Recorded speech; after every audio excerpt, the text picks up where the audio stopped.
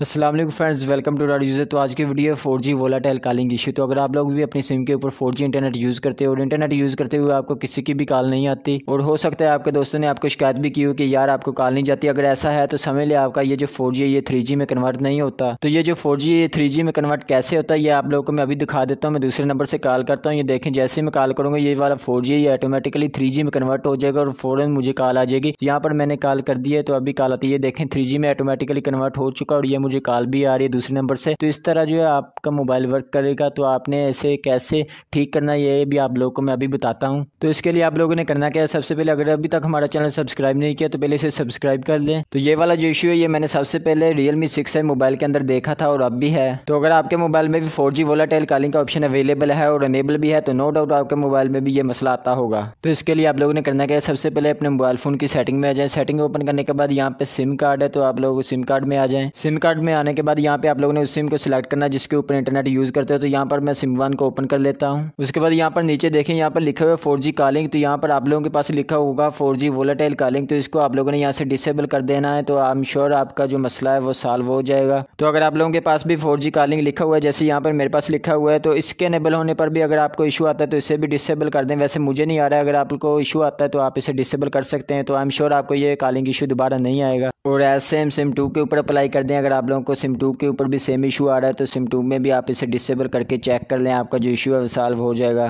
तो ये थी आज की वीडियो। अगर आप लोगों को कोई भी इशू आ रहा है तो नीचे कमेंट करके ज़रूर बताएं। वीडियो अच्छी लगी हो तो वीडियो को लाइक ज़रूर करें और मज़ीद इस तरह की वीडियोज़ के लिए चैनल को सब्सक्राइब कर लें और इंस्टाग्राम पर फॉलो कर लें। Thanks for watching.